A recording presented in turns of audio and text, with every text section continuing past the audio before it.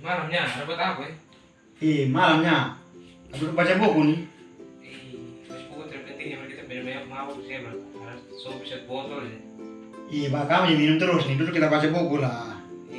Kita sibuk lah. Tapi materi apa ya sama buku penting? Tentang metode kok cara untuk kita menurun penelitian nih. Terbaik juga nih. Itu bagus tuh. Supaya besok kita turun penelitian yang kita yang bingung-bingung lah. Itu kemarin dulu kok kita bahas kok tidak. Bang, jadi ini materi nih tentang apa nanti kita buat di penelitian dan cara bagaimana nanti di lapangan dong kita mau bahas bagaimana. Mau buat bagaimana ini kita bahas. Metode penelitian tuh apa lagi? Menurut penelitian itu pada dasarnya merupakan cara ilmiah untuk kita mendapatkan data dengan tujuan dan kegunaan tertentu. Maksud dari cara ilmiah adalah bahwa kegiatan penelitian bersandar pada ciri-ciri keilmuan. Yang pertama tuh rasional, sistematis dan empiris. Nah terus metode penelitian tuh apa saja yang kita pakai sih? Dan metode ini terlalu banyak. Tapi yang kita bahas di sini ada beberapa saja. Yang itu penelitian terapan. Penelitian terapan itu yang bagaimana lagi? Nah, itu yang diam kok saya jelasin kok tidak.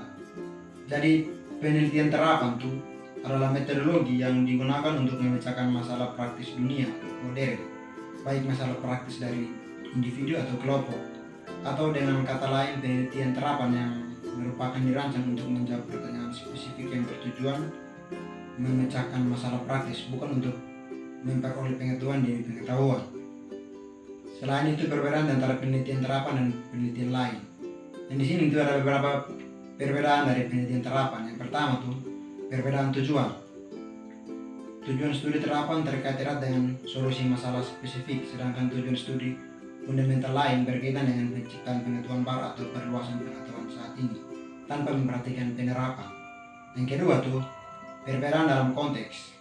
Dalam studi terapan, tujuan penelitian ditetapkan oleh klien atau sponsor sebagai solusi untuk masalah spesifik yang mereka hadapi.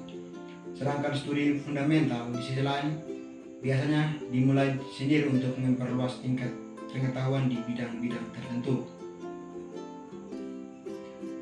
Terus yang berikut nih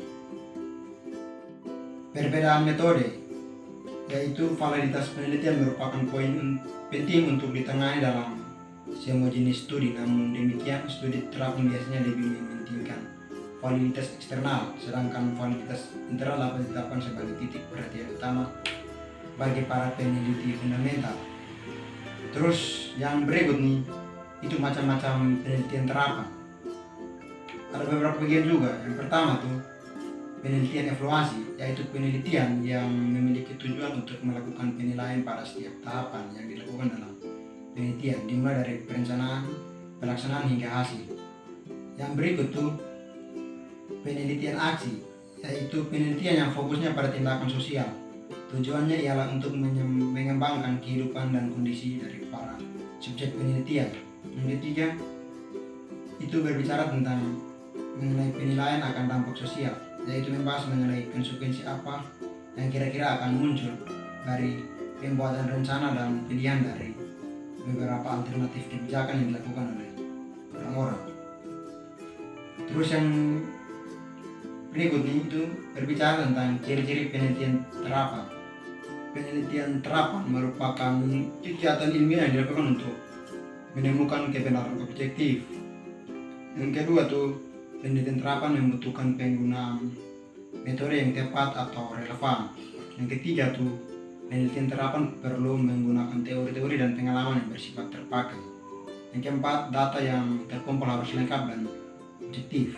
Yang kelima, penelitian terapan bukan hanya menyajikan data, tapi harus disertai dengan pengolahan data, baik secara metode penelitian kuantitatif maupun penelitian kualitatif.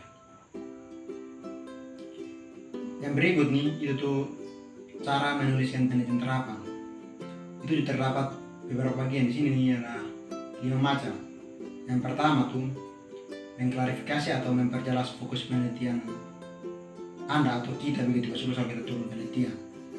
Yang berbicara tentang klarifikasi atau penelitian Anda melibatkan komunikasi dengan klien untuk mengartikulasikan masalah atau pola penelitian dimaksud untuk diatasi. Yang kedua tuh, memindai informasi yang ada.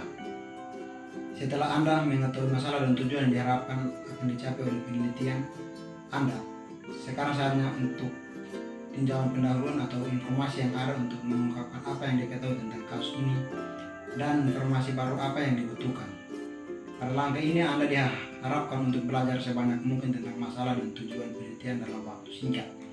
Ini akan menjadi persiapan yang diperlukan untuk mengembangkan rencana lengkap untuk mengumpulkan dan menganalisis data yang hilang atau tidak tersedia untuk memenuhi tujuan penelitian Anda. Yang terakhir itu mengetahui informasi yang mana sudah tersedia dan informasi yang mana dibutuhkan atau yang hilang akan diperlukan untuk merencanakan bagaimana informasi yang hilang tersebut. Yang berikut nih, rencana tugas dan metode penelitian Anda atau kita begitu turun. Setelah Anda memiliki tujuan, sasaran, dan pertanyaan penelitian yang terdefinisi dengan jelas, Anda siap untuk tidak merancang metodologi penelitian Anda. Metodologi penelitian adalah rencana tugas penelitian Anda yang menentukan bagaimana Anda akan menjawab pertanyaan penelitian Anda. Ini mencakup metode pengambilan sampel, pengumpulan data, dan analisa yang akan Anda gunakan untuk mengumpulkan jenis data apa dan dari sumber mana. Perencanaan yang cermat akan menghemat banyak waktu dan upaya Anda di saat yang bersamaan juga membantu Anda dan Anda untuk tetap fokus pada target Anda. Nah, jadi kurang lebih materi begini saja tuh. Yo, baik juga nih. Yo, baik tuh. Kayaknya itu nak. Makasih subahin materi ke sana. Nanti bagi-bagi materi lu saya baca-baca. Sepulang lu aja tahu, tapi komentar udah saya ada saya benci piring juga. Oke.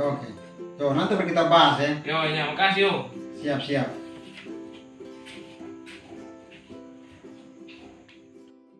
Baik, mungkin itu saja video singkat saya. Semoga apa yang baik dalam video itu boleh bermanfaat bagi kehidupan dan mungkinnya dalam bidang perkuliahan, tetapi apa yang buruk boleh dirubah. Dan semoga siapa saja yang dapat menonton video ini dapat bermanfaat bagi kehidupan